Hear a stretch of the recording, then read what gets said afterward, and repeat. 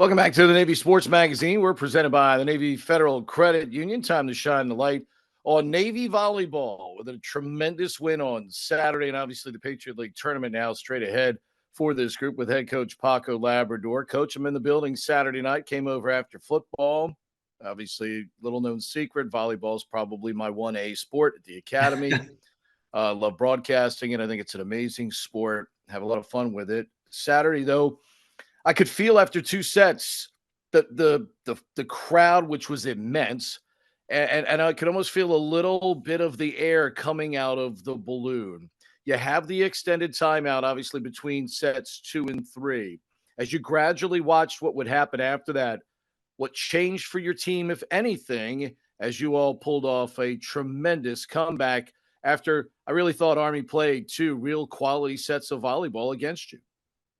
100%. I mean, I think they came out real hot and they were playing, you're always looking for, if your opponent is playing above their averages, then maybe you're kind of hoping for a regression to the mean a little bit and saying like, look, they're not going to maybe play this hot for this long. We just got to stay in it a little longer. And that's one of the things that we've been really priding ourselves on this season is just continuing to stay in the fight. And so I think going into set 3, we said, we know that we can play better on our side. And we know that if Army cools off a little bit, we'll have a shot at, pulling this off. And so that's all we did. Just stayed in the fight a little longer and just kept at it. Easier said than done in that situation, but what is it about these kids that show you so much resiliency there? I mean, if you fold up the 10 after 3 sets, and you can simply tip your cap to the opponent for the way that they were playing. But what is it about this group with such good leadership that said, "Hey, we're going to put the foot in the ground right here, and we're going to turn this thing around"? Yeah, I mean, I think we've got players that know how to self-correct, right? And so if there's something going on that's like, look, Army's doing this little thing, or we're having a little struggle with this particular system stuff, we can go in and change things pretty quickly, and we kind of evolve through stuff pretty well. So I can have Hannah Hoover as a brilliant defender, and we can make changes in our defensive system on the dime, and she's ready to install it. And Miller and Arlie Hansen, they're both great setters who can do some changes when we need them. And we even did some subbing, and got some different looks in there. And so I think the ability to make changes on the fly and not panic too much, just say, let's do something different and see if this is going to work, has been one of the strengths of this team all season. Maybe it's a little different because of the intensity of this match, and anyone that was there could feel the amazing electricity in the building. I mean, we almost need a bigger arena for this matchup now because there were people so far down the upper level behind the blue curtain. I'm not really sure how they could see how this was evolving, but having their energy early in a match, sometimes you almost have to sub because players have probably exerted even more physical and mental energy just because of the electricity in the building and the anxiety of playing with that kind of a big crowd. Is that sometimes where you as a coach and your staff have to go, hey, maybe we do have to sub a little bit here just to give somebody a chance to come down a little bit because of all the energy that everyone in the building was feeling? Yeah, no doubt that, the adrenaline runs extra high. And so you're burning energy at a much higher rate, much beyond just the physical component of your lungs and your muscles. Cause, you're also really having to kind of control the emotional part of it and the mental part of it. And we had real good talks in the week leading up to it saying, look, the 6 players on the floor, we're going to be okay with you staying real calm and, between points, bringing those huddles in and having those huddles be, at a good general emotionally like steady level, but let the crowd and let the bench and let everybody else bring all the emotion and bring all of the the other hype kind of things. So we're pretty intentional about maintaining a kind of conserving a little bit with the players who are the 6 players who are on the floor. Everybody else go nuts, right? But the 6 players are on the floor. Have a moment, make sure you let Army know if you do something great, but then get into the huddle and bring it back down a little bit and find a couple deep breaths and get that breathing rate and heart rate back down to something normal.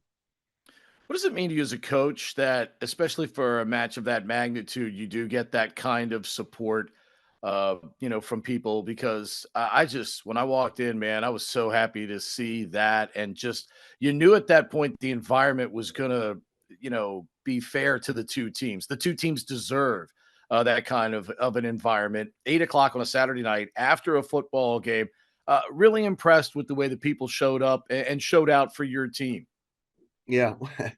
It's not the same as Army Navy football, but I know, in the world of Army Navy football, it's on a lot of people's bucket lists, right? Mhm. There's a bunch of people in the world who say at some point, I want to go and be a part of what that spectacle would be like, all that goes into it. It just seems like it's something that I need to do at some point in my life. And I would love to, and I think it is becoming if you're a volleyball fan and you're within, an hour radius or maybe even more, at some point that's got to get on your bucket list to say, I want to be in West B to experience what that environment is like when Army plays Navy in volleyball. And I think that's what's happening. I think we're getting a lot of people who say, hey, I wouldn't miss that. I'm going to make sure that I clear my calendar because I'm going to be up in Annapolis for that particular match. And we have alums that are doing it. We have, volleyball players and coaches and fans from all over the area that do it. And so it really is starting to become, I think, a place where people want to make sure they see that match. If no other match, they want to be in the gym for that match. I was going to say, and the fact that admission is free, man, it is It's a it good is the ticket, right? best. Right. I mean, it's the Can't beat the best value. entertainment for free of charge. You're blessed with a really good older group. And at this time of year, because they've been through it, they know how to take care of their bodies. They know how to preserve this late in the season, because the body, we know, is worn down. No matter how much you mentally try to, trick it into thinking everything is okay. As you go into the Patriot League tournament, all that experience, does it mean as much on the court as we try to cliche it into existence on paper? Yeah, it does. I mean, the late season, it's about survive and advance. And so what we're doing here is we're winning matches and then just getting into a recovery day. And we just have a curious schedule this year where we played, Thursday, Lehigh, Saturday, star game, Tuesday, quarterfinal, Friday, semifinal, Sunday, final. I mean, that's 5 matches in 11, 12 days, something like that, with pretty short turnarounds in between each one. And so I'm really lucky that we have a great training staff and we have really smart seniors who by this time really know how hard do I need to go today, right? Like they recovered on Sunday, but then what do I need to be doing today to be finally, highly tuned in so that I can perform my best tomorrow night. And so they're really good about their each individual preparation and what they need to do to conserve, what they need to do to recover, and then which exact skills, how many passes, how many serves, how many swings, how many blocks do I need to have today to feel ready to play tomorrow. And I think that comes from having a lot of seniors who have been around long enough to know themselves. Is that to you and the staff developing that trust in them, Yeah. and knowing that they're going to do the things that are necessary? Oh, absolutely. It's 100% a collaborative thing. So I literally ask, how much more do you need? How many more do you need? I just give them each that freedom to say, what else do you need? And then we'll move on from there. So it's 100% been something that I've always provided for them since they were freshmen. What more do you need today? And so they've gotten good at really being able to be honest and say, here's what I need to do to be prepared. You guys have been through an uncanny number of 5-set matches.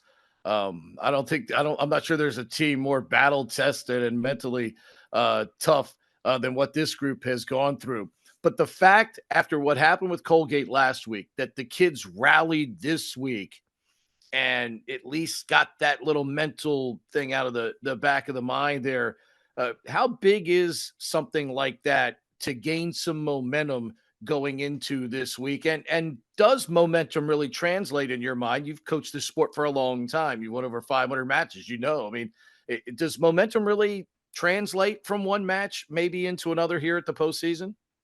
I don't know if, in this situation, what I think we got out of Saturday night is that we got some young players who are really, maturing throughout this season and who are very much ready for the magnitude of, what postseason is going to be like. And, to your point, I think we're going into quarterfinals, semifinals, finals. These are really pressure packed matches, except are they as pressure packed as what we just went through on Saturday? Right. And so we are so lucky, as a program to be able to have two regular season matches that have, a really important, powerful, weighty kind of feel to them. And so now I think we've repped it out. We've repped what it's like to feel that pressure of Arlie Hansen trying to serve on the end line in the fifth set, 2 feet away from 200 cadets. And so if you can do it there, then we're going to be at Bucknell tomorrow night, and you're going to probably be under a spot where we gotta strike a serve and we gotta strike it well. And she's going to have already made that rep, she's already been, battle tested for that. So, in terms of the postseason, I always feel like we have good momentum going in only because I think we've been in some of those pressure pack scenarios. Thought the league was deeper this year. Obviously, the fact that you're going to Bucknell for a quarter, certainly American, back on the good foot as well. Just thoughts on why the league was deeper this year. Yeah, no, I think the overall talent that Patriot League schools are being able to recruit and bring into their programs is improved. So we've got what I would consider some of the top hitters here and there, and each team's got somebody who can really wreck you if they're playing well. And so I think you've got better talent per team. I think the coaches have been around for a little while now and they're able to install what they want to install. There was a little bit of turnover here and there, but there's really good coaches who are putting together really good game plans, and they're being able to attract and recruit more physical, more talented players across the board. And so that's just a recipe for on any given night. If you got a stud that you can give the ball to, and it doesn't matter if scheme against them, they can still score on you. You'll get some wins in this league. And so that's the standard that all of us are now trying to meet up with. You can't just roll the ball carts out and think you're going to win. Coach, appreciate the time. Congratulations on a great star victory over Army, but more importantly, best of luck this week as you embark on a journey that hopefully brings home a Patriot League championship. Thanks for the time today. Oh, it's always a pleasure, Pete. You're a great one. Thanks.